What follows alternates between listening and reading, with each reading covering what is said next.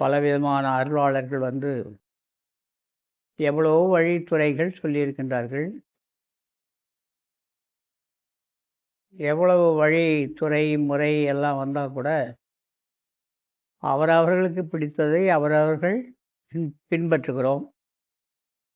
ஒவ்வொருவரும் ஒரு நிலையை பற்றி தெளிவாக அனுபவித்து எழுதியிருக்கின்றார்கள். அதை சமஸ்கிருதத்திலே என்ன சொல்வார்கள்? ஆப்தர்கள் அப்படின்னுவாங்க. ஆப்தர். ஆன்மாவை பற்றிய அறிந்த விவரங்களை அடைந்தவர்கள். அவர்களெல்லாம் ஆப்தர்கள். ஒரு சுருதின்னு சொல்லுவாங்க.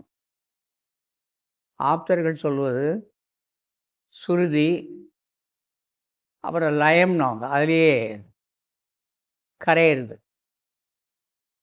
ஆப்த வாக்கியம், சுருதி, லயம், பிரமாணம். மேலே எடுத்துக்காட்டுவது. இதையெல்லாம் பண்டைய காலம் முதல் இன்று வரை வழங்கி வருகின்ற சொற்கள். இதில் மனிதர்களாகிய நாம் மட்டுமே, இந்த உலகத்தில் எத்தனை ஜீவராசிகள், ஒன்றா ரெண்டா, எத்தனை பிறவிகள்?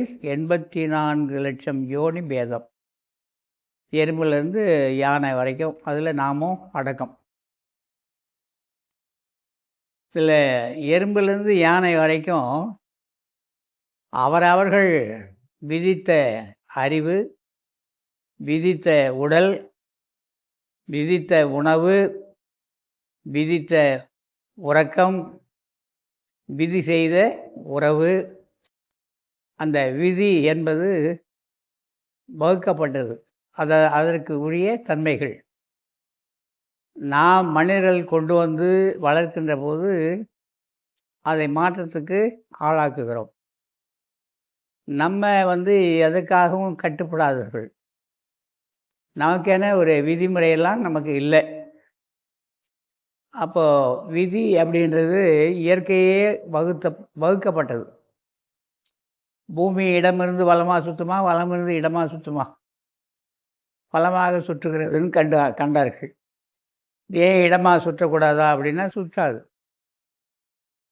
காலையில் எழுவது விழுவது சூரியன் சொல்கிறோம். எழுவதும் இல்லை, விழுவதும் இல்லை. நாம நமக்கு கணக்கு வைத்து கொண்டோம். அது நிரந்தரமாக ஒரே இடத்துல தான் இருக்குது. காற்று வீசுகின்ற திசைகளெல்லாம் நம்மவர்கள் திசைகளை வகுத்தார்கள்.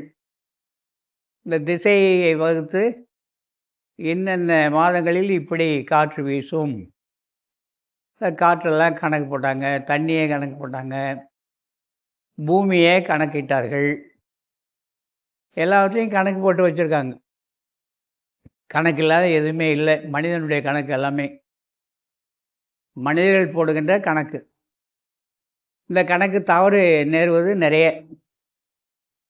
இப்படி இந்த கணக்கெல்லாம் போட்டு மனிதர்கள் வாழ்ந்து கொண்டிருக்கும்போது நிறைய கணக்கெல்லாம் தப்பாக தான் போகுது இல்லைங்களா? சில போது கணக்கு சரியாக இருக்கும். இன்று மழை பொழியும் அப்படின்னு சொல்லுவாங்க வானிலை. மழை பெய்யாமல் போகுது. இன்று வெயில் நல்லா காயும் அப்படின்றாங்க, காயாமல் போகுது. ஆக விதி என்பது இயற்கை வகுத்தது. அந்த இயற்கையின் விதிமுறைக்கு கட்டுப்பட்டு வாழ்கின்ற ஜீவர்கள் எறும்பு முதல் யானை வரை. அதில் விதிக்கு கட்டுப்படாத ஒரே ஆள் நம்ம மனிதர்கள் தான். விதியை நாம் செய்வோம். விதிக்கு கட்டுப்பட்டவர்கள் அல்ல நாம். நம்முடைய உடல் கூட அந்த விதி தான் செய்ததா என்றால், விதி விதி அப்படின்னு சொன்ன இயற்கையினுடைய கணக்கு தான் விதி. அந்த விதி மனிதன், மற்ற உயிர்கள், பிறப்பு, வளர்ப்பு, இறப்பு அப்படின்னு உண்டு. பிறந்தால் இறந்துதான் ஆக வேண்டும், இறந்தால் பிறந்துதான் ஆக வேண்டும் என்பது மனிதர்கள் வகுத்து கொண்ட ஒரு நியதி. இவங்க பண்ணது. இயற்கை அதான் செய்து கொண்டிருக்கிறது. இப்படி வருகின்ற போது ஏன் இந்த இயற்கையை நாம் மாற்ற முடியாதா? இயற்கையை மாற்ற முடியாதா? இயற்கையை ஒருபோதும் மாற்ற முடியாது. நான் இயற்கையை வெல்ல முடியுமா? இயற்கையை மாற்றத்துக்கு கொண்டு வந்தால் தான் வெல்ல முடியும். இயற்கையை மாற்றத்துக்கு கொண்டு வர முடியுமா? இந்த உலகத்தை எப்படி எப்படியோ பண்ணி பார்க்குறாங்க. அதை அதன் பாட்டுக்கு அதன் செயல்பாட்டில் அது இயங்கிட்டு இருக்கு. அதை ஒன்றும் தொந்தரவு பண்ண முடியாது. மனிதர்கள் பார்க்கின்றார்கள். இந்த உலகம் எப்படிப்பட்டதோ அப்படிதான் மனிதனும் அப்படின்னு கண்டு தெளிந்து தேர்ந்து ஒரு விதிமுறை நமக்காக செய்கிறாங்க. இந்த உடல் வந்த விதம் இயற்கையிலிருந்து தான். இயற்கையில் எப்படி பஞ்சபூதங்கள் என்று சொல்லக்கூடிய பூதம் என்பது கண்ணுக்கு புலப்படாத ஒன்று. மிக பெருசாக கண்ணுக்கு புலப்பட்டால் அது பூதம். கண்ணுக்கு புலப்படாத ஒன்று. நீங்களும் நானும் கண்ணுக்கு புலப்படாதவர்களாக இருந்தோம். அப்பா உடம்புலையும் அப்படியே கண்ணுக்கு தெரியாத ஆளாக தான் இருந்தோம். அவர் அம்மா உடம்புக்கு வரும்போது கண்ணுக்கு தெரிகிற மாதிரி ஒரு விஷயம். அப்புறம் அம்மா உடம்புக்கு வந்த பிறகு கண்ணுக்கு தெரிகிற மாதிரி வளர்கிறோம். முதல் வாரம், 2வது வாரம், 3வது வாரம்னு பார்த்து ஸ்கேன் பண்ணி சொல்கிறாங்க. ஒளிப்படம் எடுத்து குழந்தை உருவாயிருக்கு. அதுக்கப்புறம் 3.5 கிலோ 4 கிலோ குழந்தை வரும். இது எதனால் ஆனது? மண், நீர், நெருப்பு, காற்று, ஆகாயம், இந்த 5 மெட்டீரியல், இந்த 5 பொருள்கள் சேர்ந்தது தான் மனிதனுடைய தேகம் அப்படின்னு கொண்டு வராங்க. சரி, இந்த 5 பொருள் அழியாதது எது? அழியிறது எது? இந்த 5 பொருள்கள் அழியக்கூடியது எது? மண் அழியுமா? மாற்றத்துக்குள்ளாகும். தண்ணீர் மாற்றத்துக்குள்ளானது. நெருப்பு மாற்றத்துக்குள்ளானது. காற்று மாற்றத்துக்கு உள்ளானது. ஆகாயம் என்கிற ஒன்று மட்டும் மாற்றத்துக்கு உள்ளாகாத ஒன்று. ஆகாயம் மாறுவதே கிடையாது. என்றைக்கும் ஒரே நிலை தான். இந்த ஆகாயத்தன்மை மாற்றமடையாமல் இருப்பதற்கு காரணம் என்ன? இந்த காரண காரியத்தை இந்த உடலை வைத்து கொண்டு தேடுகிறார்கள். நம்முடைய உடல் எவ்வாறு வந்ததுன்னு பார்த்துட்டாங்க. 5 பூதங்களால் ஆனது. அப்போ என்ன பண்ணலாம்? இது ஒரு விதி செய்யணும். அழியும் இந்த உடலை அழியாமல் ஆக்கணும். இந்த உலகத்தில் உள்ள அத்தனை பற்றிய அறிவு நமக்கு வேணும் அப்படின்னு துடிக்கிறோம். எந்த ஜீவராசியும் அவர்களுக்கு கொடுக்கப்பட்ட அந்த அறிவை மிஞ்சி ஒரு காரியத்தை அது செய்யவே இல்லை. ஆனால் அவைகளை கொண்டு வந்து நாம் வளர்க்கும்போது இயற்கையாக அவர்களுக்குள்ள குணாதிசயத்தை மேம்படுத்தி நம்முடைய அறிவுக்கு அதை கட்டுப்படுத்தி அதை அறிவுள்ளதாக மாற்றுகிறோம். அறிவுள்ளதாக மாற்றுகிறோம். ஒரு கிளி இயற்கையாக பறந்து போகுது, மரபொந்துகளில் இருக்குது. அது குட்டி கிளியாக இருக்கும்போதே கொண்டு வந்து அது சிறகை வெட்டி அதற்கு பாருங்கள் நாக்கில் எதையாவது தடை விடுவான். அந்த கிளியை வளர்ப்பாங்க. அப்புறம் சொல்லி கொடுப்பாங்க.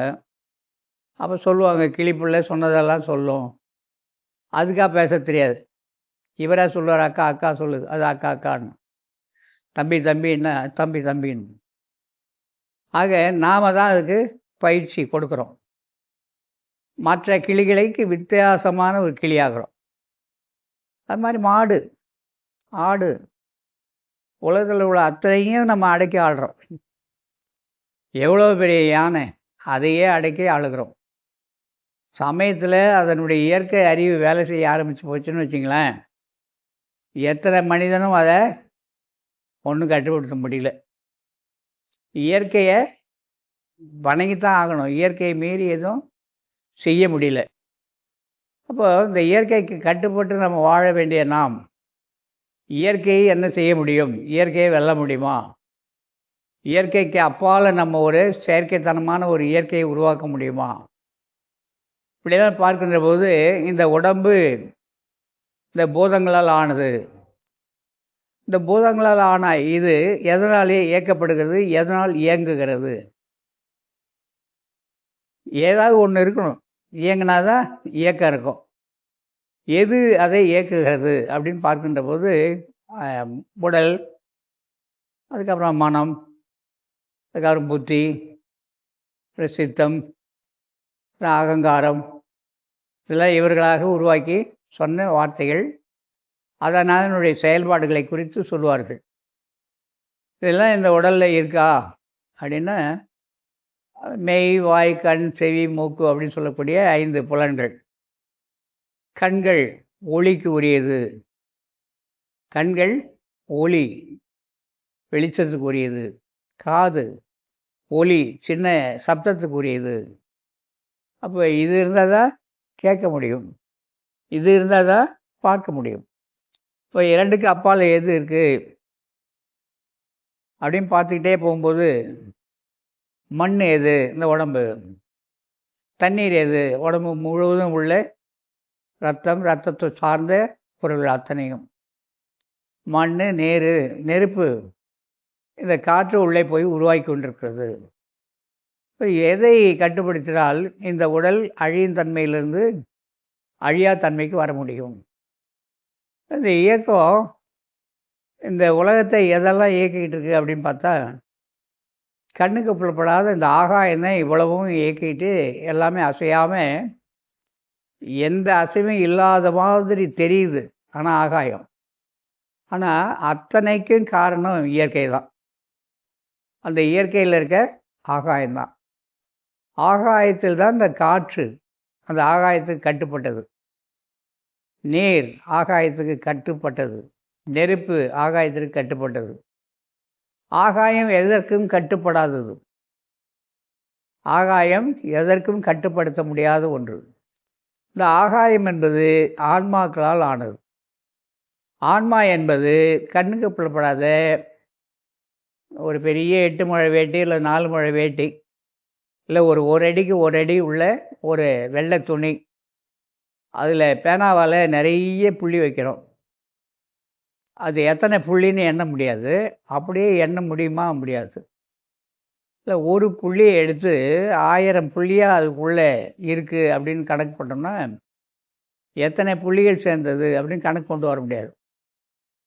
அப்படி தான் இந்த உலகத்தில் இருக்க அணுக்கள் எல்லாம் சேர்ந்து ஒரு திரட்சி, அணுக்களுடைய திரட்சி. ஒரு கைப்பிடி அரிசி, அதை எடை போடுறோம். ஒவ்வொருவருடைய கைப்பிடி, ஒருத்தர் கைப்பிடி அரிசியை போட்டால் 50 கிராம் வரும்.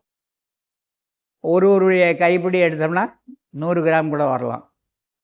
ஒரு சின்ன குட்டி குழந்தையுடைய கையால் எடுத்தோம்னா 10 கிராம் இல்லை 20 கிராம் அரிசி தான் கைக்குள்ளே அடங்கும்.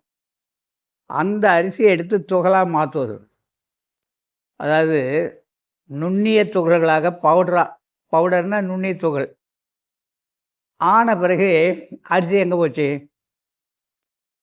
அந்த நுண் துகள்கள் அத்தனையும் சேர்ந்து தான் அரிசி. இந்த நுண் துகள்கள் எங்கே போச்சு? பொதுவாக முகத்துக்கு அடிக்கிற பவுடர், இந்த துகள், இந்த சிறு துகள்கள் தானே பவுடர்னு சொல்கிறோம்.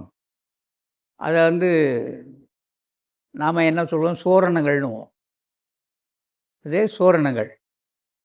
அதை கையில் வச்சு ஊதி விட்டோன்னு சொன்னால், வீட்டில் அரைக்கிற கேழ்வரை மாவு இல்லை கோதுமை மாவு கையில் எடுத்து நல்லா வேகமாக காற்றுல ஊதி விடுவோம்.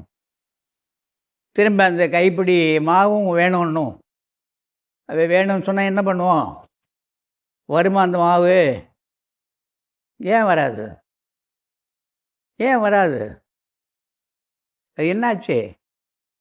நீங்கள் ஊதுனது காற்றுல பறந்து போச்சு. குட்டி பசங்க சொல்லுவாங்க, எங்கே போச்சு? பறந்து போச்சு. எங்கே போச்சு? பறந்து போச்சு. எங்கே பறந்தது? அது இங்கே தான் இருக்குது. கையில் இருக்கிற வரைக்கும் கோதுமை, அது துகளாகும்போது மாவு, வாய் வைத்து ஊதின உடனே பறந்து போச்சு. அது கோதுமை இல்லாமல் போச்சு. இல்லாமல் தான் போச்சு. இப்போ இந்த கோதுமை செடியில் எப்படி கதிராக வந்தது? இதுக்கு காரணம் என்ன? இதற்கு இந்த காரியத்தை செய்தது யார்? இப்போ நான் வரணுன்னா எங்கள் அப்பா அம்மா செய்தாங்க, வந்தேன். இந்த கோதுமையை எந்த அப்பா அம்மா செஞ்சாங்க? வரகு, சாமை, தெனை, கம்பு, கேழ்வரகு, அரிசி, பருப்பு, உளுந்து எல்லாவற்றையும் யார் செய்தது? யாரோ ஒரு அப்பா அம்மா செய்யணும்ல. அந்த அப்பா அம்மா யார்? இயற்கை. அந்த அப்பா அம்மாவுக்கு என்ன பேர்? இயற்கை. அதுதான் எப்போதும் நிரந்தரமானது, அது உண்மையும் கூட. அதனால தான் வள்ளல் பெருமான் மற்ற எல்லா ஞானிகளும் கடவுளால் உருவாக்கப்பட்டதுன்னு சொல்லிக்கிட்டே இருக்காங்க. நிறைய சொல்கிறாங்க, சொல்ல வராங்க, சொல்லிக்கிட்டு இருக்காங்க, சொல்லிக்கிட்டே இருப்பாங்க. ஆக கடவுள்ன்ற தன்மை எவ்வாறு வெளிப்பட்டது? கடவுள் யார்? கடவுள் யாருங்க? கடவுள்ன்ற கொள்கை எப்போது வந்தது? எதனால் வந்தது? ஏன் வந்தது? இப்போ கடவுள் நமக்கு தேவையா? அதுக்காக நான் கடவுள் இல்லைன்னு சொல்ல வரல, கடவுள் இருக்காருன்னு சொல்ல வரல. கடவுள் இருக்காருன்னு சொல்லிட்டு இருக்காங்களே, அவங்க பக்கமும் நம்ம போக முடியாது. ஏன்னா அவர்கள் சொல்லுகின்ற கடவுள் கடவுள் அல்ல. ஏதாவது ஒரு கட்டிடத்தை கட்டி அதுக்குள்ளே எதையாவது நிலைநிறுத்தி இது கடவுள் நீ வணங்கு அப்படின்னு சொன்னால் நான் வணங்க மாட்டேன். நீங்கள் எல்லாம் வணங்குவீங்களா? வணங்குவீங்களா இல்லையா? இல்லை, கோயிலுக்கு போகிறீங்கள, கோயிலில் சாமி பார்த்து வணங்குறீங்கள, இப்போ கோயிலில் சாமி யாருங்க? அங்கே நின்றுட்டு மணியாக ஆட்டிக்கிட்டு தூப தீப ஆராதனை பண்ணுறாரு, அவர் சாமி, நான் ஒத்துக்கிறேன். அவர் காட்டுற சாமி சாமியா? அது எப்படி சாமி ஆகும்? அவருக்கே எதுவும் கொடுக்காது. அது ஏதாவது கொடுத்துருக்கு? உள்ளே நிற்கிறாரு, அவருக்கு ஏதாவது அந்த சாமி கொடுக்கலாம் இல்லையா? எப்பயாவது எதாவது கொடுத்துருக்கா? அப்போது நமக்கு யார்? அவர் தான் சாமி. அங்கே இருக்கிற அவர் தான் நமக்கு சாமி. ஆக இந்த இயற்கையினுடைய கணக்கை போடும்போது இந்த உடல் வந்த விதம், உடலுடைய இயக்கம், அதை சயின்ஸ் விஞ்ஞானம் என்ன சொல்லும்? நான் பல முறை சொல்லியிருக்கேன். உடல் இயங்கு இயலும், இயக்க இயலும். இந்த உடலினுடைய தன்மை, ஒரு மோட்டார் கார், இல்லை ஒரு மிதிவண்டி, இல்லை ஒரு 2 சக்கர வாகனம், அதை இயங்குவதற்கு ஏதாவது காரண காரியம் இருக்கணும். பெட்ரோல் இருந்து தான், இல்லை டீசல் இருந்தால் தான் ஓடும் அப்படின்னா இயக்குவது எது? இயங்குவது எது? இந்த உடலை இயக்குவது எது? உடல் இயங்குகிறது. இதில் மிக முக்கியமான இயக்கம் உணவுன்னு சொல்லி சாப்பிட்டுக்கிட்டே இருக்கிறோம், இயங்கிக்கிட்டே இருக்குது. 90 வயசு ஆகும்போது உணவு கூட கொடுத்தா ஜீரணமாகலை. அது வரைக்கும் இயங்கிட்டு இருந்த அந்த உணவு பாதை கெட்டு போகுது. இந்த உடல் உறுப்புகளை தளர்ச்சி அடைகிறது. ஆக இந்த இயக்கம் எங்கிருந்து வரும்? ஏன் இந்த தளர்ச்சிக்கு காரணம் என்ன? எல்லாம் நம்முடைய ஞானிகள் நிறைய கணக்கு போடுறாங்க. போட்டு இந்த உடம்பு அழியாமல் இருக்கிறதுக்கு என்ன வழி பண்ணலாம்? அதில் திருமூலர் நிறைய சொல்லியிருக்காரு. போகர் எழுதுகிறாரு. எல்லா ஞானிகளும் கல்பம் செய்து கொள்ளுங்கள்,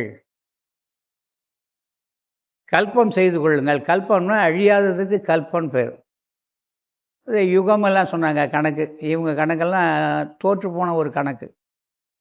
திரேதா யுகம், துவாபர யுகம், இப்படி யுகங்கள் சொல்லியிருக்காங்க. ஒரு யுகத்துக்கு எத்தனை ஆண்டுகள் இவங்க சொல்லி வச்சுருக்காங்க. இப்போ என்ன யுகம் அப்படின்னா கலியுகம்னு சொல்லி வரிவிக்க விட்டு நடந்து வருகிறது. இப்போ இருக்கிறது என்னது? கலியுகம். பேச்சு வழக்கில் கிராமத்தில் களி முற்றி போச்சுப்போம். நியாயத்துக்கு புறம்பாக யாரும் நடந்ததுன்னா என்ன சொல்லுவாங்க? களி முற்றி போச்சு. அப்போ என்ன? கலியுகம் முடியுது அப்படின்னு எழுத வராங்க.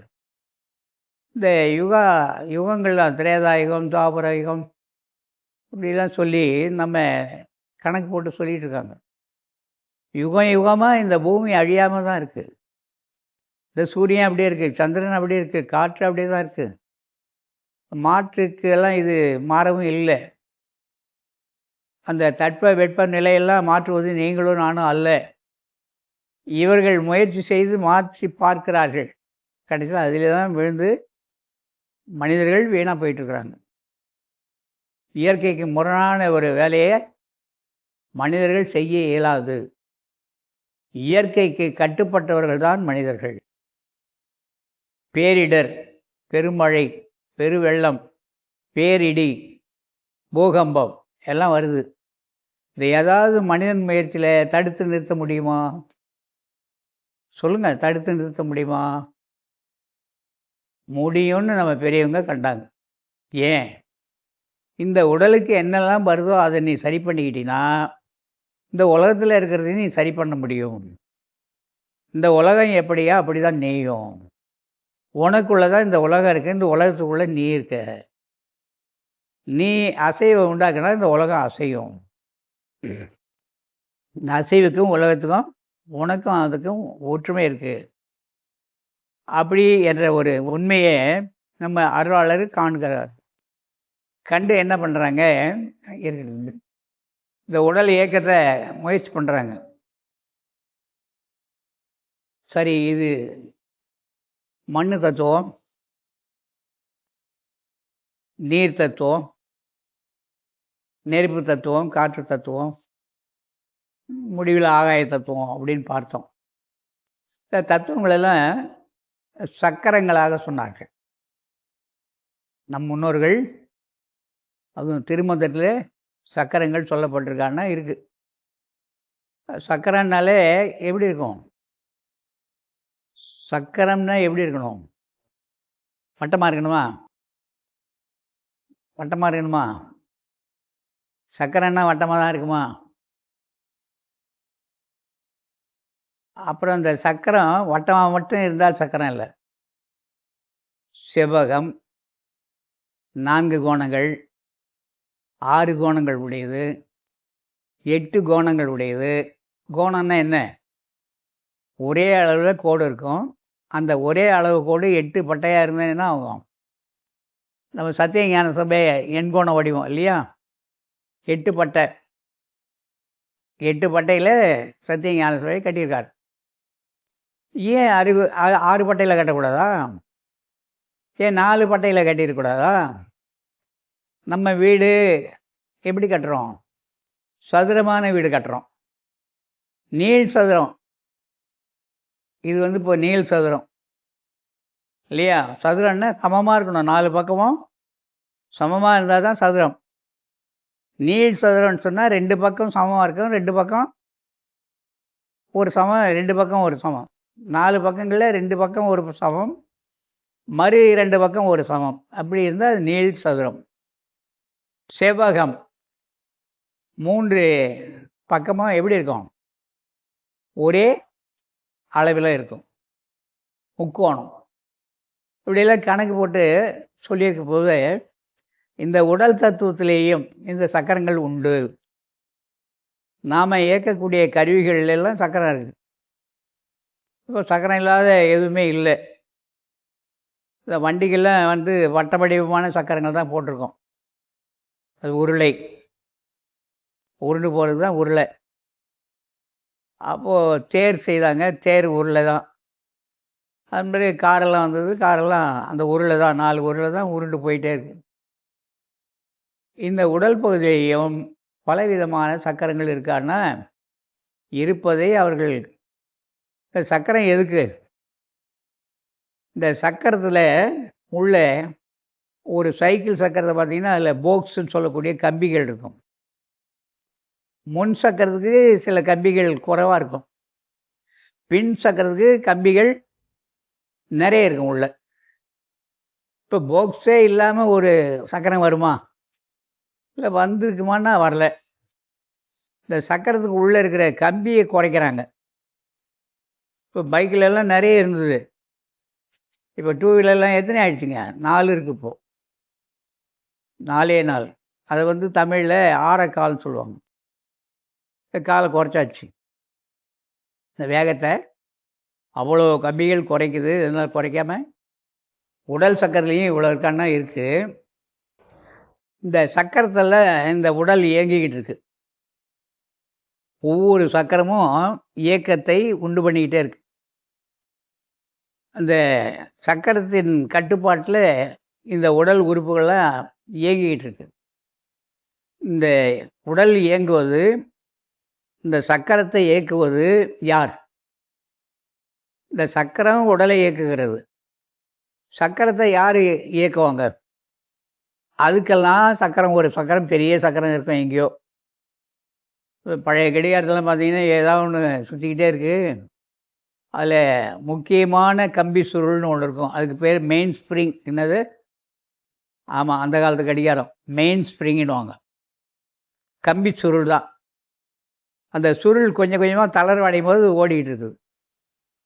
மனிதனுடைய உடல்லயும் அந்த கம்பி சுருள் இருக்கு. இந்த கம்பி சுருள் தளர்வடைஞ்சுக்கிட்டே இருக்கு. அதுக்கு தான் வயசு என்ன பேரு அதுக்கு? தளர்வடைய தளர்வடைய கம்பி சுருளு அவனுடைய ஓட்டம் எவ்வளோ ஆகுது? குறைய ஆரம்பிக்குது. கீ குடுத்தா ஓடுமான்னா, வாரம் குடுத்த கடிகாரம் இருந்தது. 1 மாதத்துக்கு 1 முறை குடுப்பாங்க. கையில கட்டுற இந்த வாட்ச் கூட கீழ இருந்தது. சாவி குடுக்குறது. இப்ப நமக்கு யார் சாவி குடுத்துருப்பாங்க? சாவி குடுத்துருப்பாங்கல்ல. சாவி குடுத்தா தானே ஓடிட்டு இருக்கு. சாவி குடுக்குறது இல்லன்னா ஓடாதே. அந்த இயக்கத்த அது என்ன சொல்லுவீங்க? மின்கலம்.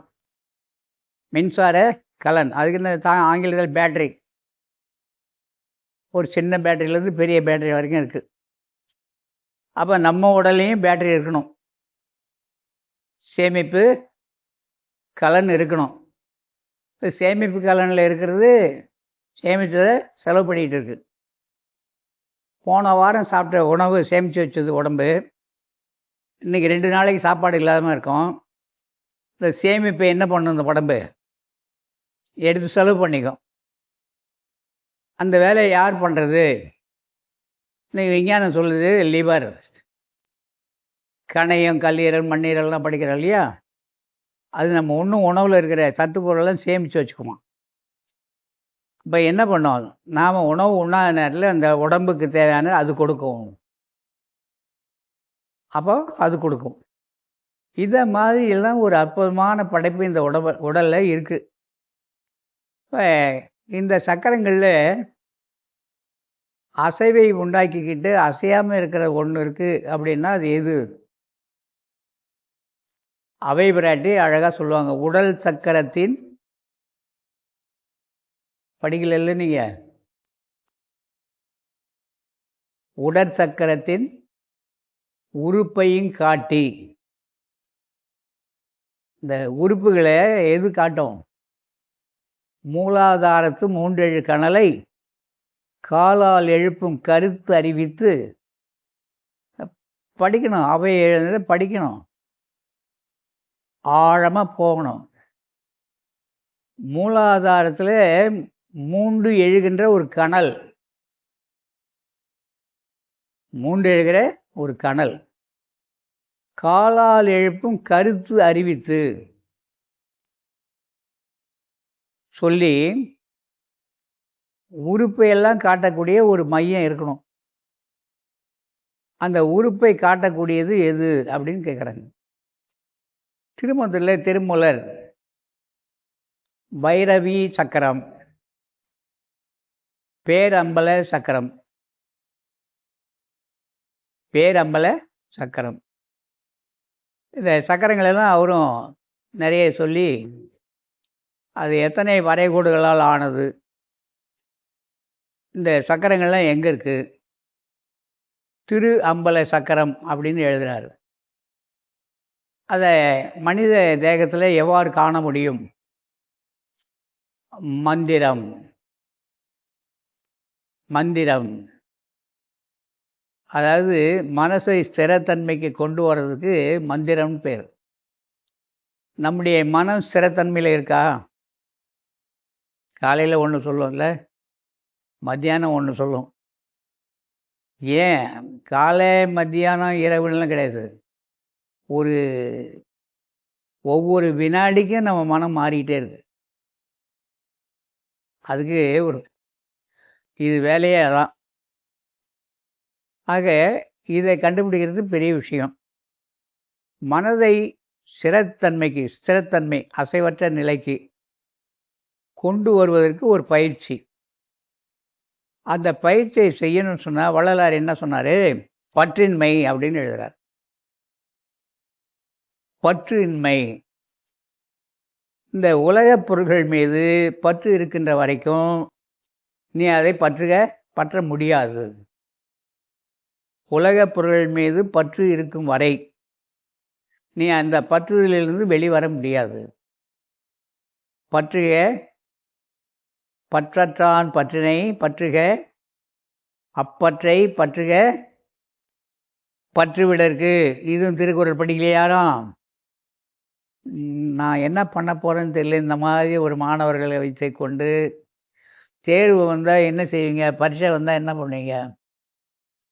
எல்லாம் பாஸ் ஆகிடுங்களா?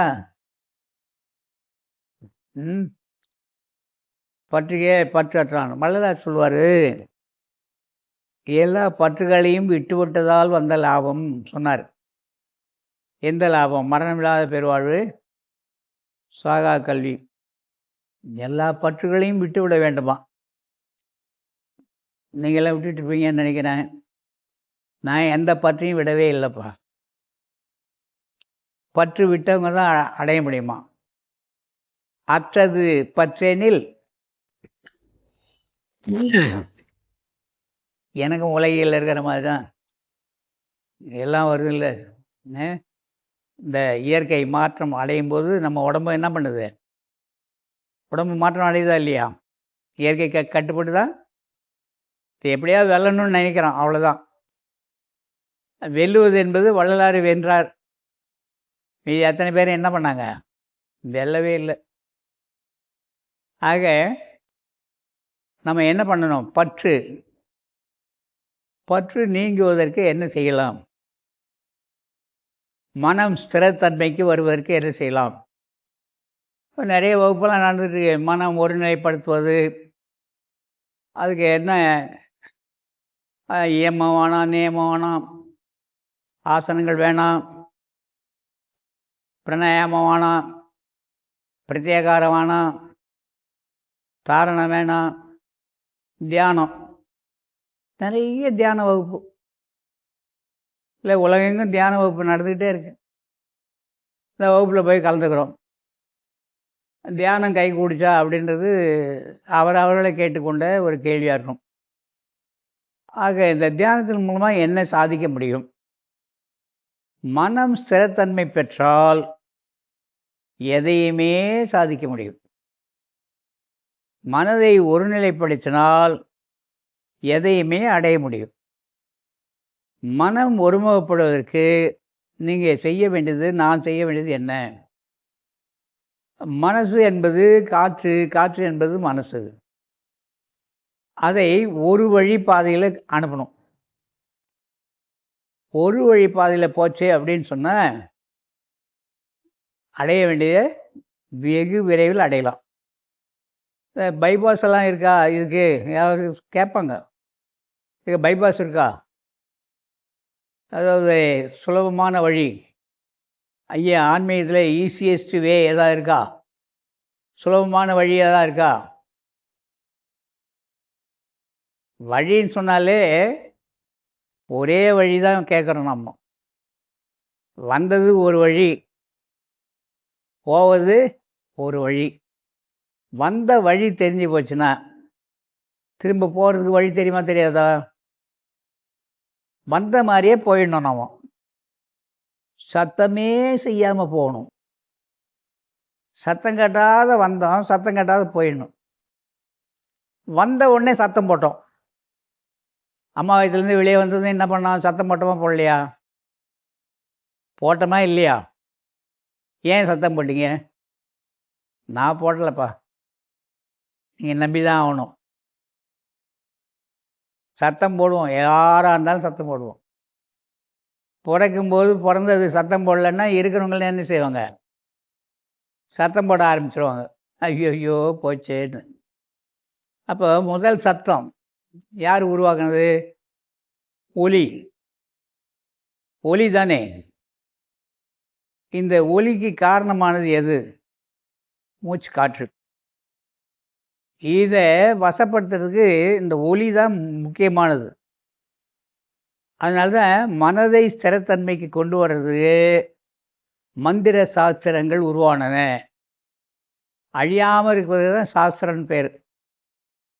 சாஸ்திரன்னா எப்பயுமே அழியாது. எவன் பார்த்தாலும், எப்போ பார்த்தாலும், எந்த ஆளை பார்த்தாலும் ஒருவர் இங்கே இருந்துக்கிட்டு எல்லாருமே சொல்லுவார். என்ன சொல்லுவார்? சாஸ்திரம் சொல்லுகிறது. என்னது? சாஸ்திரப்படி. சாஸ்திரம் என்ன சாஸ்திரம்? நிலையானது பேர் சாஸ்திரம், அழிவற்றதுக்கு பேர் சாஸ்திரம். எனக்குள்ளேயும் உங்களுக்குள்ளேயும் இருப்பது அழியாத ஒன்று. அழியும் இந்த உடலில் வந்து மாட்டிக்கிடுச்சு. இது ஏன் மாட்டினது, யார் மாட்டி விட்டாங்கன்னு தெரியல. ஒரு வலை அந்த வலைக்குள்ளே மாட்டிருக்கு. இந்த வலையை விட்டு போகணும். என்ன பண்ணலாம்? அந்த ஒரு வலையில் ஒரே ஒரு புறா மாட்டுது. அந்த ஒரு புறா சேர்ந்து குரல் கொடுத்து அத்தனை புறாக்களையும் வர வைக்கும். எல்லா புறாவும் ஒன்றா சேர்ந்து வலைக்குள்ளே மாட்டினதும் என்ன செய்யும்? பறக்க ஆரம்பிக்குது. எல்லா புறாவும் சேர்ந்து அந்த வலையோடு சேர்ந்து பறக்கும். அப்புறம் அவருக்கு ஒரு நண்பர் இருப்பார். அங்கே போனோம்னா இந்த எலி நண்பர் என்ன செய்வார்? வலையெல்லாம் கட் பண்ணி விடுவார். அத்தனை பேரும் சுதந்திரமாக போகிறாங்க. நாம் கூட வலையில் மாட்டி தான் இருக்கோம். இந்த வலையை எப்படி வேணாலும் சொல்லலாம். சுற்றம்லாம், நட்புங்களாம். இந்த சுற்று, நட்பு, வலையெல்லாம் இல்லை. அந்த வலையை கடந்து வந்தாலும் கூட நம்முடைய உடல் பகுதியில் இந்த பின்னி இருக்கிற இந்த உடல் வலையில் கண்ணில் ஒரு வலை. வலை வீசி கண் என்ன பண்ணுது? பொண்ணு பார்க்க போகிறோம், பொண்ணு பார்க்க போகிறோன்னு பார்த்துக்கிட்டே இருக்கார். பொண்ணை வலை வீசி தேடுறாரு. மாப்பிள்ளை தேடுறாரு பொண்ணை, பொண்ணு தேடுது மாப்பிள்ளைய. ஒன்று அவங்க அவங்க வலைக்கு சிக்கிற மாதிரி ஒன்றும் தெரியல. சிலருக்கு கிடச்சி போகுது இல்லை? வலையை போடுறார் மீனுக்கு, பறவைகளை பிடிக்கிறார் வலை போட்டு. கன்னி வைக்கிறதுன்னு சொல்லுவாங்க, அது இதை விட பெருசு. ஆக இந்த கண், காது, மூக்கு, வாய், உடம்பு, இது வலை. இந்த ஐந்துமே நமக்கு இறைவனால் கொடுக்கப்பட்ட, இயற்கையால் கொடுக்கப்பட்ட வலைகள். இந்த பின்னல் வலையிலிருந்து தப்பிக்கணும். கண் ஒரு வலை, காது ஒரு வலை, நாசி ஒரு வலை, வாய் ஒரு வலை, உடல் ஒரு வலை. இந்த வலைக்குள்ளே அகப்பட்டோம். வலையிலேருந்து மீள்றதுக்கு வழி நமக்கு தான் தெரியணும். வலைக்குள்ளே இருக்கிறது நாம தான். ஆக இந்த வலையிலிருந்து மீற வேண்டும். மனசு ஸ்திரமாக இருந்தால் தான் வர முடியும். மனதை ஸ்திரத்தன்மை, அதாவது அசையற்ற ஒரு நிலைக்கு, அதாவது ஸ்திரமாக சொல்லு. ஆடாதீர், அசையாதீர், பொய்யுலகை நம்பாதீர், வேறு ஒன்றை நாடாதீர். அசைவற்ற ஒன்றை என்ன பண்ணணும்? பிடிக்கணும். அப்போது இந்த அசைவற்ற நிலை கொண்டு வரணும். கண் அசையுது, காது அசையுது, மூக்கு அசையுது, வாய் அசையுது, கை காலெலாம் அசையுது. காலையிலேருந்து சாயந்தரம் 11 மணி வரைக்கும், 12 மணி வரைக்கும் அசைவை உண்டாக்கிட்டே தான் இருக்கிறோம். நீங்கள், நானுங்களாம். நம்மையே மீறி இந்த அசைகிற பொருள்கள்லாம் கொஞ்சம் ஓய்வு தேவைன்னு கேட்குது. கை ஓஞ்சு போச்சு, கால் ஓஞ்சு போச்சு, நடந்து கண் பார்த்து பார்த்து அந்த கண்ணே சொல்லும். அப்படி போய் நிற்கும். இப்போ சிவராத்திரி வரும்னு நினைக்கிறேன். சிவராத்திரி இருந்தாச்சு, மாசி மாதம் சிவராத்திரி போயாச்சு. இப்போ வருவது வைகுந்த ஏகாதசியா, மார்கழி மாதம் வரும். ஏகாதசி அன்றைக்கி கண் விழிப்பார்கள். எதுக்கு இதை கண் விழிக்கிற வழக்கத்தை கொண்டு வந்தாங்க? மோனே, உன் கண் எப்போதும் மூடிக்கிட்டே இருக்கு. அது உன்னுடைய கட்டுப்பாட்டில் இல்லை. இயற்கையினுடைய மாறாத விதி உறக்கம், உணவு, தாகம், பசி, தாகம், இதெல்லாம் நீ அறுக்கணும். பிணி வருது, அப்புறம் மூப்பு வருது, அப்புறம் மரணம் வருது. இந்த மரணத்தை தவிர்க்கணும்னா என்ன பண்ணலாம்? மூப்பு, முதுமை தடுக்கும். முதுமையை தடுக்கிறதுக்கு என்ன வழி? பிணி. சரி, பிணியை தடுக்கிறதுக்கு என்ன வழி? பசி. பசியை மட்டும் தடுத்துட்டோன்னு சொன்னால் அதை தொடர்ந்து வரக்கூடிய பிணி, மூப்பு, மரணம் தவிர்க்கலாம். மரணம் தவிர்த்தேன் என்று வள்ளலார் எழுதுகிறார். ஆக நாம் இந்த பசியை தவிர்க்க முடியுமா? பசியை தவிர்க்கணும், உறக்கத்தை தவிர்க்க வேண்டும். இது ரெண்டையும் தவிர்க்கலாம் அப்படின்னு ஒரு வழி நமக்கு சொல்லி தருவதற்காக உண்டாக்கப்பட்டது தான் இந்த விரத நாட்கள் எல்லாம் ஏகாதசி விரதம் இருக்கிறேன் அப்படின்வாங்க. இன்றைக்கி பழையது காலையில் சாப்பிட்டேன், கொஞ்சம் நேற்று கூட சாப்பிட்டியே, இன்றைக்கி ஏகாதசி விரதம், இன்றைக்கி கிருத்திகை விரதம், இன்றைக்கி அமாவாசை விரதம், இன்றைக்கி செவ்வாய்க்கிழமை விரதம், இன்றைக்கி வெள்ளிக்கிழமை விரதம், அதனால் பழையது கொள்ளக்கூடாது. உண்ணுவது உணவு, பழையது சாப்பிடக்கூடாது. அப்போ விரதத்தில் என்ன சாப்பிடலாம்? சூடாக இட்லி சாப்பிட்டுடலாம். இப்போ விரதம் அப்படி தானே அனுஷ்டிக்கிறாங்க. பட்டினி கிடக்கிறதே கிடையாது. விரதம் இருந்தால் என்ன சாப்பிட்ணும்? சூடாக ஏதாவது சாப்பிட்டுடலாம். அது பேர் விரதம் இல்லை. விரதம் என்ற சொல் எதன் மீது நம்முடைய புலன்கள் போகிறதோ அதை தடுத்து நிறுத்துவது தான் விரதம். ஒரு வயசில் பொண்ணுக்கும் ஆணுக்கும் வரும், அது தாபம். அதுக்கு பேர் சமஸ்கிருதத்தில் என்ன சொல்லுவாங்க? விரகதாபம். இதை வள்ளுவர் எழுதியிருக்கார். வள்ளுவர் அறத்துப்பால், பொருட்பால், காமத்துப்பால்னு ஒன்று எழுதியிருக்கார். இருக்கிற 2 எழுதின பாட்டு கம்மி, 2 வரி. இந்த காமத்துப்பாலுக்கு தான் நிறைய எழுதி வச்சுருக்கார். யார்? ஒரு சாமி, ஒரு முனிவர், ஒரு தவ சிரேஷ்டர். திருவள்ளுவர் எவ்வளோ பெரிய, உலகத்திலே மிகப்பெரிய ஞானி. அப்படி காமத்துக்காக என்ன அவ்வளோ எழுதி வச்சுருக்காரு? ஏன் எழுதணும்? அப்போ உலகத்தில் மிக பெருசு எது? காமந்தான். கடவுள் வேறு, காமம் வேறு இல்லை. காமந்தான் கடவுள், கடவுள் தான் காமம். காமத்துக்கு தப்பான அர்த்தங்கள் சொல்லிகிட்டு இருக்காங்க. அது ரொம்ப தப்பு. தப்பான விளக்கம் கொடுக்குறது தப்பு. காமத்துக்கு நேர் பொருள் எது? தமிழில் காதல். காதல்னா என்ன? அன்பு. அன்புன்னா என்ன? எதையுமே தனக்குன்னு வச்சுக்காது, பிறருக்கு தான். எதையுமே பிறருக்கு வழங்குவது காதல் உடையவர்கள். அதில் எங்கள் அம்மா பெரிய காதலி, என்னுடைய துணைவியார் பெரிய காதலி. ஏன் அப்படின்னா, அவர்கள் செய்வதை மற்றவர்களுக்கு தான் கொடுத்து பார்ப்பாங்க, அவங்களே அதை சாப்பிட்றது கிடையாது. அப்போ பெண்கள் தான் மிகப்பெரிய அன்பு பொருந்தியவர்கள், அன்பு உடையவர்கள். அதை தான் தாய் மனசுன்னுவாங்க. வள்ளலார் சொல்லுவார், உலகத்து உயிர்களெல்லாம் சேர்ந்து பெற்ற தாய் போல் பார்ப்பர் சன்மார்க்க சங்கத்தவர். எட்டிக்காய் போல், அப்புறம் நாய் மாதிரி பேய் மாதிரி சிடு சிடுன்னு ஊந்து கடுகடுன்னு உழு, அப்படி விழுந்து பார்ப்பவர்கள் துன்மார்க்கர்கள். யார்? நான் சொல்லலை, வள்ளலார் சொல்லியிருக்கார்.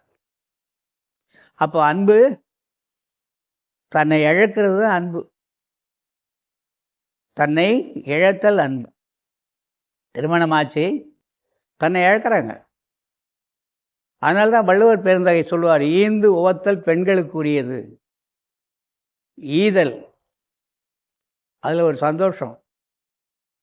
கொடுப்பதில் சந்தோஷம் பெறுகின்ற ஒரே ஜீவன் தாய் குலம்தான். தாய் குலம்தான் கொடுத்து சந்தோஷப்படும், வேறு யாரும் இல்லை. சரி, இங்கே வருவோம். ஆக இந்த ஸ்திரத்தன்மையை நாம் பெறுவதற்கு மனசை ஸ்திரத்தன்மை கொண்டு வர்றதுக்கு என்ன பண்ணலாம்? மந்திரம் ஓதலாம். என்னென்ன மந்திரம்லாம் ஓதலாம்? எவ்வளோ மந்திரங்கள். ஒரு மந்திரம் 2 மந்திரம் இல்லை, நிறைய வந்திருக்கு. மந்திரம் என்பது சொற்களால் ஆனது. சொற்கள் எதனால் ஆனது? அசைவினால் ஆனது. அசைவு எதனால் ஆனது? காற்றினால் ஆனது. காற்று எதனால் ஆனது? அந்த காற்று தான் மந்திரம், அதுதான் சொல்லாகிறது. இந்த காற்றை வசப்படுத்தணும். அதனால தான் சொன்னாங்க, மந்திரம் அதை என்ன பண்ணணும்? மேலுக்கும் கீழுக்குமாக அதை இழுத்து, அது போயிட்டுருக்கு, கீழ்ப்பக்கமாக தான் போயிட்டுருக்கு எப்போவுமே. அதை மேல் பக்கம் ஏற்றுவதற்கு நம்ம வழித்துறை தெரியாது. வழித்துறை கற்றறியீர், கற்றறிந்த பெரியோரும் அடுத்து அறியீர். அப்போ இதை கற்று அறிந்தவர்கள் வேணும். எதை கற்று அறிந்தவர்கள்? இந்த சுவாசமாகிய வாசி என்ற காற்றை ஏற்றுவதற்குரிய தனித்துவம் வாய்ந்த ஒரு குரு மகான் தேவை நமக்கு. அப்போ குரு இல்லை. வள்ளலார் எழுதுறாரு, குருமுகத்தால் அறியேன்னு ஒரு வரியை கொண்டு வந்து போடுறார். யாரால் அறியணும்? குருமுகத்தால் அறிக. இப்போ நம்ம குருமுகத்தை எங்கே தேடுவோம்? எந்த எங்கே இருக்காங்க? குருவின் முகத்தை நான் பார்த்தோமா? பார்த்துக்கவே இல்லை. அவர் எழுதுகிறார், குருவின் திருவார்த்தை கேட்டல் இல்லை, குருவை பாருங்கன்றார். அதெல்லாம் கிடையாது. இந்த உலகத்தில் எது குரு? கு என்பது இருள் சொல்லுவாங்க, ரு என்பது போக்குவதுன்னுவாங்க. இருளை போக்குவன் எவனோ அவன்தான் குரு. உங்களுக்குள்ள இருளை போக்குவது ஒரு ஒளி உங்களுக்குள்ள தான் இருக்குது. அதனால தான் எனக்கு நானே குரு, உங்களுக்கு நீங்களே குரு. இந்த குரு யாருன்னா உங்களுடைய மனம்தான். உலகத்தில் எவ்வளோ பேர் இருக்காங்க, ஒவ்வொருவரும் தனித்தனியாக அவர்கள் ஊர்லேருந்து வந்திருக்கீங்க. உங்கள் ஊரில் உங்கள் தெருவில் எத்தனை பேர் இருப்பாங்க? ஏன் உங்கள் வீட்டில் எத்தனை பேர் இருப்பாங்க? எல்லாருமா இங்கே வந்தாங்க? எல்லோருமா இங்கே வராங்க? இல்லை. ஏன் உங்களுக்கு மட்டும் ஏதாவது தேடி போகணுன்னு போகிறீங்க? தேடி போகிறதுனால உங்களுக்கு என்ன பயன்? ஒரு காய்கறி கடையை தேடி போனீங்கன்னா கொஞ்சம் காய் வாங்கலாம், ஏதாவது சாப்பிட்லாம். ஒரு பழக்கடையை தேடி போனீங்கன்னா ஏதாவது 2 கிலோ பழம் வாங்கலாம், சாப்பிட்லாம், நல்லா இருக்கலாம். இங்கே தேடி வந்தால் என்ன வாங்கலாம்? நீங்கள் சுகமாக இருக்கிறீங்களா, அது சுகமாக இல்லையா எனக்கு தெரியாது. நான் ஒரு கடைக்காரன், அவ்வளோதான். அவரைக்காய் பொரியல் வச்சு சாப்பிட்டா உங்களுக்கு தான் தெரியும் அவரைக்காய் எப்படி இருந்ததுன்னு. நாளைக்கு வந்து சொல்லுவீங்க, ஏங்க நேற்று விற்ற அவரைக்காய் சரி கிடையாதுங்க, நேற்று நீங்கள் விற்றுருந்த அவரைக்காய் சரி கிடையாது, அந்த அவரைக்காயெல்லாம் நீங்கள் வியாபாரம் பண்ணாதீங்க. ஒருத்தர் சொன்னால் பரவாயில்ல, எல்லோருமே சேர்ந்து சொல்லுவீங்க. அது சமையல் வீட்டில் சொல்லுவாங்க, பரிமாறின பிறகு இன்றைக்கி சைவ புலவு போட்டாங்களோ அருமைன்னு வரும் ஒருத்தர். 2 பேர் சொல்ல, அட நீ வேறப்பா, சுத்தமாக கெடுத்துட்டார், இந்த புலவே சரியில்லைன்னு வரும் ஒருத்தர். இப்போ இவங்க எல்லாருக்கும் பொருந்துகிற மாதிரி யார் பண்ணுறது முடியுமா? யாரையுமே திருப்தி செய்ய முடியாதப்பா. ஒரு ஆடு மாடெல்லாம் கூட திருப்தி பண்ணிடலாம். இந்த மனிதர்களை திருப்தி செய்வதற்கு ஒருவரும் வரவில்லை. எந்த மகானாலும் முடியாத ஒன்று எது? திருப்தி இன்பத்தை உண்டாக்க முடியாது. வள்ளலாரே சொல்லிட்டாரு, பசித்தவனுக்கு சோறு கொடுக்கும்போது தான் திருப்தி இன்பத்தை அவன் பெற முடியும். பசியில் அவனை கூட்டு கொடுத்தீங்கன்னா இது சரியில்லை இது சரியில்லைன்னு அப்படியே கையாளமிட்டு போயிட்டே இருப்பார் இல்லைங்களா? பசியோடு இருக்கிற வெறும் சோறு கொடு, ஆஹா அற்புதம்னுவான் இல்லையா? ஆக ஆளுக்கு ஆள் மனநிலை மாறுகிறது. யாரையும் திருப்திப்படுத்த நம்மளால முடியாது. அதுக்காக நாம் என்ன பண்ணலாம்? நாம் திருப்தி அடையணும். என்ன செய்யலாம்? வழி என்ன? நாம் திருப்தி அடைகிறதுக்கு என்ன வழி? எதுவாக இருந்தாலும் ஏற்றுக்கொள்ளும் ஒரு பக்குவத்தை நாம் உண்டாக்கணும். அது உணவாக இருந்தாலும் சரி, அது ஒரு காட்சியாக இருந்தாலும் சரி, அது ஒரு சொல்லாக இருந்தாலும் சரி, ஒரு செயலாக இருந்தாலும் சரி, இது இந்த நேரத்தில் இந்த இடத்தில் இந்த அளவு நாம் அனுபவிக்க வேண்டும் என்றால் அது இயற்கையினுடைய இது சரி அனுபவிப்போம். இது இருந்தால் நம்ம வாழ்க்கையில் பிரச்சனையே இல்லை. அங்கே போராடுகின்ற போது தான் என்ன வருது? நமக்கு சலிப்படையும். ஆக இந்த மனசை ஸ்திரத்தன்மைக்கு கொண்டு வருவதற்கு என்ன வேணும்? நீங்கள் தான் வேணும், வேறு யாரும் வேணாம். உங்கள் உடம்பு தான் வேணும். உங்கள் உடம்புல ஓடுற இருக்கிற எல்லா துவாரத்திலையும் இருக்கிற எல்லா ஓட்டையிலையும் ரொம்ப முக்கியமான ஓட்டை மேலே மூக்கும் வாயும் கீழே ஒன்றுக்கு போகிற வெளியே போகிற வழியும்தான். இந்த ஓட்டையை அடைக்கவே முடியல. வாயு ஓட்டையும் அடைக்கலாம், கீழே போகிற 2 ஓட்டையும் கூட அடைக்கலாம். அது உங்களுடைய ஆற்றலால். ஆனால் மூக்கு வழியாக இருக்கிற அந்த நாசி துவாரங்கள் ரெண்டையும் நீங்கள் அடைக்க முடியுமா? அடைக்க முடியாது. ஏன் அதை அடைக்க முடியாது? உங்கள் உடம்பு தானே, உங்கள் மூக்கு தானே, உங்கள் மூக்குக்குள்ளே தானே அது போகுது வருது. ஏன் நீங்கள் அதை நிறுத்த முடியாதா? கொஞ்சம் பஞ்சை எடுத்து 2 மூக்குலையும் விட்டுக்கிட்டு கையை யாரையாவது கட்ட சொல்லிட்டா என்ன ஆகும் உங்கள் கதை? அட ஏன் கதை என்ன ஆகும்? அப்போ இதை கட்டுப்படுத்த முடியல. ஏன் இதை கட்டுப்படுத்த முடியல? இதுதான் எல்லாத்தையும் ஆளிக்கிட்டு இருக்கு. இப்போ இதை கட்டுப்படுத்திட்டா கண்ணு கட்டுப்படும், காது கட்டுப்படும், உடம்பு கட்டுப்படும், வாய் கட்டுப்படும், ஆசன வாய் கட்டுப்படும், ஒன்றுக்கு போகிற வழி கட்டுப்படும். இத்தனை வாசலையும் கட்டுப்படுத்துகிற ஒரே ஒரு வாசலை கட்டுப்படுத்தலாம்ல. இவ்வளோ சன்னல்கள், இவ்வளோ கதவுகள் எல்லாத்தையும் சாத்திட்டு மெயின் டோரை சாத்திட்டோன்னா என்ன ஆகும்? கோட்டைக்கு ஒரு கதவு இருக்குது, கோட்டைக்குள்ளே ஊர் இருக்குது, மக்கள் இருக்காங்க. கோட்டை கதவை சாத்திட்டாங்கன்னா கோட்டையை மீறி உள்ளே எவனா வர முடியும்?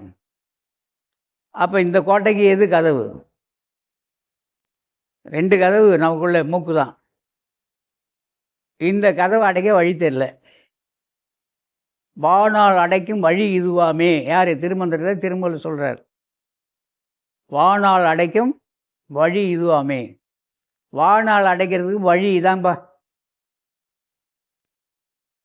அப்போது இந்த மனசை ஸ்திரத்தன்மைக்கு கொண்டு வருவதற்கு மூச்சு தான் காரணம். இதை ஸ்திரத்தன்மையை சொல்ல வந்தது தான் சாஸ்திரங்கள். அப்போது சாவுக்கு திறனளிக்கக்கூடிய ஒரு முறை, வழி. வள்ளல் பெருமான் எழுதுவார், வழி இது, துறை இது, முறை இது என மொழிந்த மெய்த்தாயேவா, மெய் நட்பேவா. யாரும் அகவல் படிக்கலையா? மெய் துணையே. வழி இது, துறை இது, முறை இது என மொழிந்த மெய் துணையே. நமக்கு வழித்துணையாவது எது? நமசிவாயவே. நான் எது தெரியுமா? கீழே இருக்கிற ஆசன வாய் தான் நாவே. பல முறை வகுப்பு எடுக்கிறோம். இங்கே மா எங்கே இருக்குது? சி எங்கே இருக்குது? பா எங்கே இருக்குது? யா எங்கே இருக்குது? இந்த உடல் தத்துவத்தில் சொல்ல வந்தது தான் ந, ம, சி, ப, ய. நமசிவாய. முடிஞ்சு போச்சு. இது உள்ளே இருந்து இயக்கிறவர் யாரோ, இதையெல்லாம் இயக்குகின்றவர் யாரோ அவர் தான் ஓங்கார சுரூபமாக உள்ளே இருந்து சப்தத்தை உருவாக்கிட்டே இருக்கார். அவர் நாதம். அவர் எங்கே இருக்கார்? தாலுஸ்தானுக்கு நேராக உள்ளே இருக்கார். இந்த நம சிவாய வாழ்க, நாதன் தாழ்வாழ்க. இமைப்பொழுதும் உள்ளே போய் வெளியே வந்துட்டு இருக்கிற யாரு? இமைப்பொழுதும் என் நெஞ்சில் நீங்காதான் தாழ்வாழ்க. காற்றே, வாயுபகவானே, சிவனே, நீ தான் எனக்கு மெய் துணை. என்றைக்காவது காலையில் எழுந்து உட்காந்து, எப்பா சிவனே நீ தான் உள்ளே போகிற, நீ தான் வெளியே வர, என் சிவனே, என்னை நடமாட்டம் விட்டுட்டு இருக்கிற என்னுடைய நடராஜனே அப்படின்னு நாம் என்றைக்காவது பார்த்துருக்குறோமா? வள்ளலார் சொல்கிறார், என் சிவனே கதவை திற. யார் கதவை திறக்கணும்? மூச்சு காட்டு போய் தான் கதவை திறக்கணும். கதவு திறந்தால் என்ன வரும் உள்ள? நம்ம நாட்டில் மிகப்பெரிய மகான் ஒருத்தர் சொன்னார், கதவை திற காற்று வரும் இல்லையா?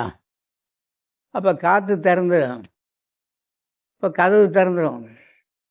ஆனால் அந்த கதவு திறக்கிறதுக்கு காற்று தான் திறக்குதான்னா, ஞானிகள் எல்லாம் கதவு திறந்து பயிற்சி, பற்றின்மை, பழக்கம் வழக்கம், அதனால் காற்றை நாம் திறந்து ஏற்றுறோம்.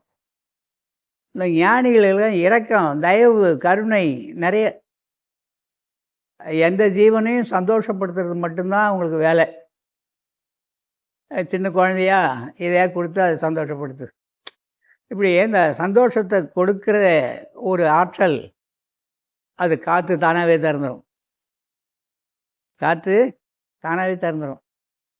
உங்களுக்கு மனசு சந்தோஷம் வந்தாலே வீட்டு கதவும் திறந்து போகுது, அலமாரி கதவும் திறந்து போகுது, அடுக்கி வச்சுக்கிற வேட்டி, சட்டை, புடவை, ஜாக்கெட்டாலும் கூட தயவோடு எடுத்து என்ன பண்ணுறோம்? கூட பிறந்தவங்களுக்கு வந்து போகிறவங்களுக்கு எல்லாம் கொடுத்து விநியோகம் பண்ணுறேன். தனக்கு என்ன ஒன்றும் வச்சுக்காது அது. ஏன்? அது காற்று திறந்து போச்சு. என்ன காற்று அது? சந்தோஷம், மகிழ்ச்சி, தயவு, கருணை. பொட்டியில் காசே இருக்காது, ஆனால் காசு நிரம்பிகிட்டே இருக்கும். இது பொட்டியில் பார்த்து பார்த்து வச்சு அடிக்கினே இருக்கும், காசு குறைஞ்சிக்கினே இருக்கும். கொடுக்கறதுல வருமா? இல்லை, கொடுத்து பாருங்களேன். விளையாட்டாக ஆரம்பித்து பாருங்க, கொடுக்க கொடுக்க வரும். அதான் என்ன சொல்லியிருக்காங்க, இறைக்கிற கிணறு தான் சுரக்கும். இறைக்கிற கிணறே சுரக்கும். ஆக இந்த மனசை ஸ்திரத்தன்மைக்கு கொண்டு வருவதற்கு நம்முடைய நாசி துவாரம் வழியாக ஓடுகின்ற காற்று வேண்டும். அதனால்தான் மனமது செம்மையானால் மந்திரம், அதாவது காற்றை ஜெபிக்கிறது, கீழே இருந்து மேலே ஏற்றுறதுக்கு நம்ம வழி தெரியாது. அது கீழே போயிட்டே இருக்கு எப்போவும். எங்கே மேலே போகணுன்னா, இந்த கீழே போனால் அதோ கதி, மேலே போனால் மூர்த்துவ கதி. இந்த நடராஜர் சிலையை காட்டியிருக்காங்க பார்த்தீங்களா? வலது காலில் ஊனியிருப்பார், இடது கால் எப்படி இருக்கும்? அப்படி தூக்கி வச்சிருப்பார். இந்த இடது கால் தூக்கி இருக்கும். ஆக இடது கால் என்பது வலது பக்க மூளைக்கு போகிற காற்று, வலது பக்க கால் என்பது இடது பக்க மூளைக்கு போகிற காற்று. இந்த கால் தூக்கி, இதுதான் ஞாயிற்றுக்கிழமை பார்த்தோம். ஆலமரத்தடியில் சூரியனை வணங்குதல் என்று சொல்வார்கள். எப்பொழுதெல்லாம் உங்களுக்கு வலது பக்க சுவாசம் ஓடுகிறதோ அப்போல்லாம் நீங்கள் என்ன செய்யணும்? உங்களுக்கு உள்ளே இருக்கிற தெய்வ சிந்தனையிலே உட்கார்ந்துருக்கணும். நாங்கள் ஆக இந்த மனசு சிறைத்தன்மை வருவதற்கு மனமது செம்மையானால் மந்திரம் ஜெபிக்க வேண்டாம், மனமது செம்மையானால் வாயுவை உயர்த்த வேண்டாம். வாயுவை எது வரைக்கும் உயர்த்தணும்? மனசு ஸ்திரத்தன்மைக்கு வர வரைக்கும் ஏற்றணும். ஏற்ற தெரியாது. நினைவை நிறுத்து, இங்கே நிறுத்து, இங்கே நிறுத்து, இங்கே நிறுத்து, இங்கே நிறுத்து, இங்கே நிறுத்து, இங்கே நிறுத்து. முடிஞ்ச வரைக்கும் இதுக்கு மேலேயும் நிறுத்தலாம். இங்கே நின்னா தான் அங்கே போக முடியும். இதுக்கு துவாத சாந்தன்னு பேர். துவானா எத்தனை? துவாத சதம். தசன்னா எத்தனை? 10. துவானா 2. இந்த துவாத சாந்தம்னு வாங்க, அந்த 10வது இடத்துக்கு போகலாம். அதுக்கு மேலே 16வது இடம், உச்சிக்கு மேலே. உச்சிக்கு மேல் சென்று உயர்வெளி கண்டோர்க்கு இச்சிப்பிங்க ஏதுக்கடி, குதம்பாய் இச்சிப்பிங்க ஏதுக்கடி. உச்சிக்கு மேலே போகணும், போக தெரியாது. உச்சிக்கு மேலே போகணும். உச்சியில் ஓங்கி ஒளிதிகள் நாதத்தை நச்சியே இன்பம் கொள்வோருக்கு நமன் இல்லைதானே. ஆக உச்சி 16வது இடம். ஈரன் நிலையன இயம்பு மேல்நிலையில் பூரண சுகமாய் பொருந்து மெய்ப்பொருளே. யார் சொன்னது? திருமந்திரமா? வள்ளலார். ஈரன் நிலையென இயம்பு மேல்நிலையில் பூரண சுகமாய் பொருந்தும் மெய்ப்பொருளே. மெய்ப்பொருள் எது? நம்ம சுவாச காற்று தான்பா மெய்ப்பொருள். இந்த உலகத்தில் இருக்க அத்தனை பொருளும் பொய்ப்பொருள். இந்த பொய்ப்பொருளை மெய்ப்பொருளாக மாற்றுவதற்கு ஒரே வழி காற்று தான். இந்த பொருள் தான் மெய்யானது. மெய்யை தேட வேண்டாம், மெய்க்காக நீங்கள் உழைக்க வேண்டாம். அந்த மெய் மெய்யாகவே இருக்கின்றது. மனம் திரும்புங்கள், மெய் வழிக்கு வாருங்கள், அந்த சாலைக்கு வாருங்கள். எந்த சாலை? அதுதான் மெய்யை தேடுகின்ற வழி சாலை, மெய் வழி சாலை.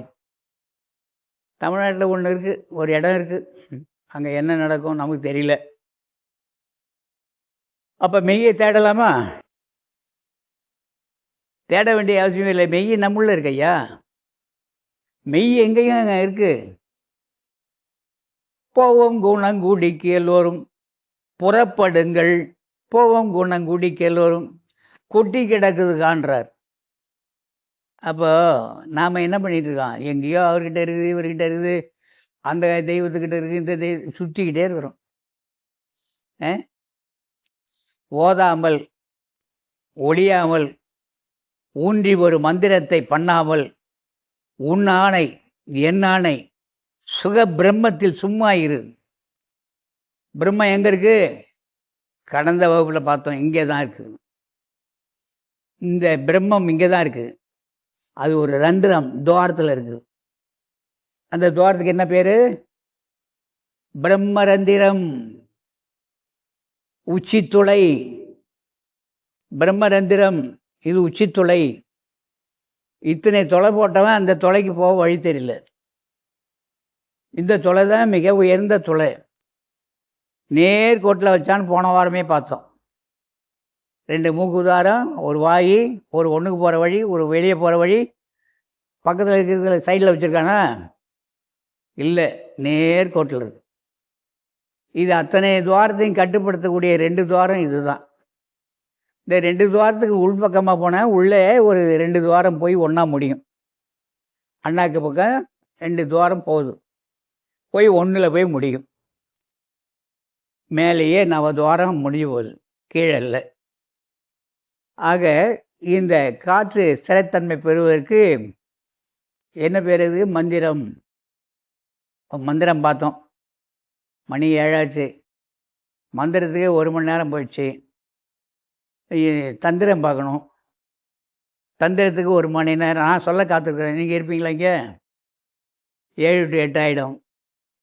அப்புறம் 8 to 9 யந்திரம் வரும். மந்திரம், தந்திரம், யந்திரம். அப்போ 10 மணிக்கு தான் வகுப்பு முடியும்.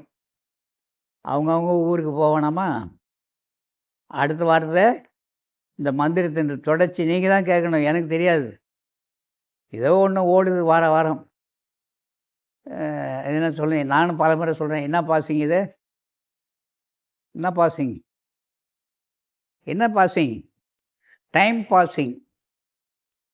பொழுதுபோக்காக போடுறோம். இங்கே பொழுதுபோக்கலைன்னா வரீங்க நீங்களாம். இந்த நேரம் எத்தனை டிவியில் எத்தனை தொடர் ஓடும் இல்லை? அதெல்லாம் விட்டுட்டு வீட்டில் எத்தனையோ பேர் வந்திருப்பாங்க, ஊர் கதை பேச, சொந்த கதை பேச. அதெல்லாம் விட்டுட்டு நம்ம ஒருவரும் எல்லாரும் ஒன்றா கூடுறோன்னா சத்தை பற்றி ஆராய்ச்சி பண்ணுவதற்காக இவ்வளோ பேரும் வந்திருக்கிறோம். நமக்குள்ளேயும் இந்த உலகத்தையும் இயக்கிக்கிட்டு இருக்கிற பொருள், சத்து பொருள் எது? இதுதான் சத் சங்கம், சத்து விசாரம். அதனால் மனசை ஸ்திரத்தன்மைக்கு கொண்டு வர மெய்ப்பொருள் அதுதான். மெய்ப்பொருள் கண்டு விளங்கும் மெய்ஞானிக்கு, மெய்ப்பொருள் கண்டு விளங்கும் மெய்ஞானிக்கு வீணா செய்யது கடி குதம்பாய், வீணா செய்யது கடி. வீணன ஆசைலாம் அவனுக்கு கிடையாதான். ஒரே ஆசை, என்ன ஆசை? சாக மாட்டேன், பொய்யில் கிடந்து புலர்ந்து மனம் வேக மாட்டேன், பொய்யுலகன் ஆக மாட்டேன். சிவநேசனுக்கு சிரிப்பு தாங்கலை. நாம் செத்து போயிடுவோன்ற எண்ணமே நம்மளை சாகடிக்கும். என்ன செய்யணும்? சாக மாட்டேன்னு ஸ்திரத்தன்மையிலே இருக்கணும். இருக்க முடியுதா? நாம் இருந்தாலும் சுற்றி இருக்கிறவங்க விடுவாங்களா? ஒன்றை மனசால், வார்த்தையால், செயலால் சாகடிக்கிறதுனே வருவாங்க. அப்போ என்ன செய்யணும்? குரு பிரானை கெட்டியமாக பிடிச்சிங்க. எங்கே குரு பிரானை பிடிக்கிறது? குருஸ்தானம் இதுதான்.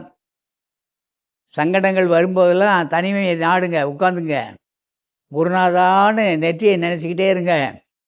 அங்கே குருநாதன் வழிகாட்டுவார். இதுதான் உண்மை. அதனால் அன்புள்ளங்களே, இப்போ மந்திரம், அதாவது மனசை ஸ்திரம் பண்ணுறது பார்த்தோம். மந்திரம், இந்த மந்திரத்தினுடைய தொடர்ச்சி இருக்குது. அடுத்த வாரமும் நீங்கள் சொன்னீங்கன்னா பார்க்கலாம். அப்புறம் தந்திரம் பார்க்கலாம். அப்புறம் எந்திரம் தான் முக்கியம். எந்திரம் இருந்தால் தான் மந்திரம்லாம் வந்தது. எந்திரம் இல்லைன்னா மந்திரம் கிடையாது.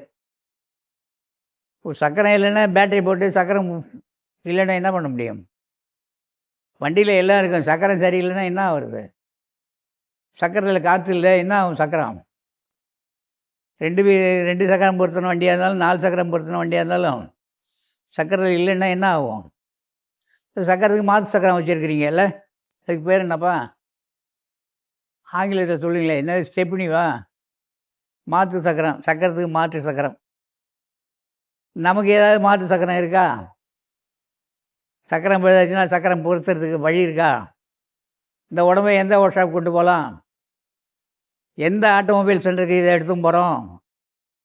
இருக்கு நாட்டில் ராமச்சந்திரா, அப்போலோ, ராஜீவ்காந்தி நிறைய இல்லை? எல்லாம் ஆட்டோமொபைல் சென்டர் தானே இது. தனித்தனியாக நம்ம உதிரி பாகம்லாம் அங்கேயே பொறுத்துறாங்கல்ல. உதிரி பாகம் பழுதாச்சுன்னா வேறு ஒன்று வைக்கலாமா? அப்போ அந்த ஒர்க் ஷாப்புக்கு நம்ம போகலாமா? நம்ம ஞானிகள்லாம் ஒர்க் ஷாப்புக்கு போனாங்களா?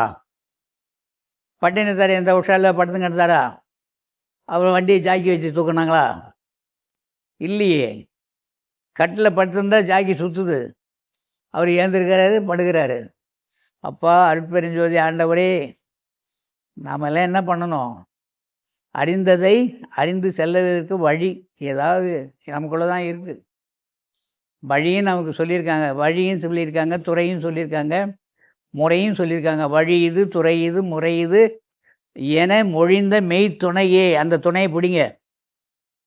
வழித்துணையாவது மெய்த்துணையாவது உள்ளே போய் வெளியே வர மூச்சு காற்று தான். அதனால் நன்றாக நிமிர்ந்து உட்கார்ந்து மனதை 2 புறங்களுக்கு மத்தியில் அண்ணாக்கு பக்கம் மேலே உச்சிக்கு கீழே கோடி சூரிய பிரகாசமான ஒரு ஒளி ஒன்று உண்டு அப்படின்னு சொல்லி நன்றாக நிமிர்ந்து உட்கார்ந்து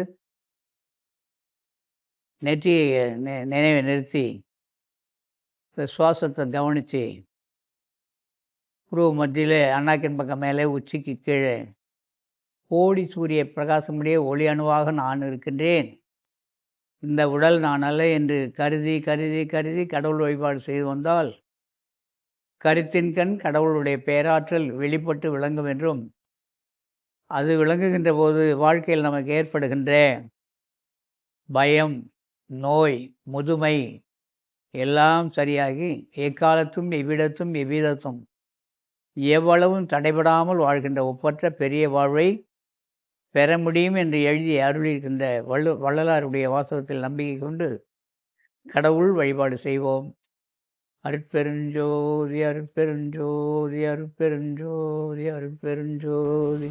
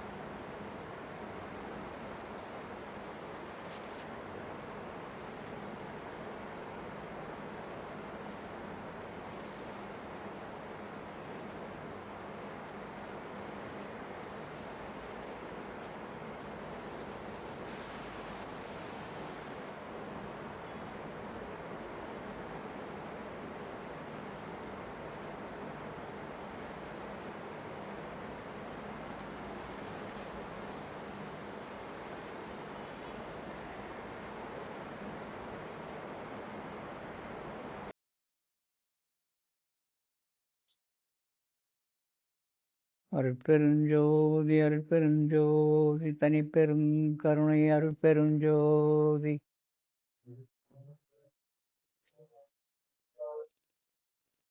எல்லா உயிர்களும் இன்புற்று வாழ்க, கொல்லா நெறி உலகமெல்லாம் ஓங்குக, வள்ளல் மலரடி வாழ்க வாழ்க, நல்ல மழை பொழிக, நாடு வளம் பெறுக. அருட்பெருஞ்சோதி அருட்பெருஞ்சோதி தனிப்பெரும் கருணை அருட்பெருஞ்சோதி.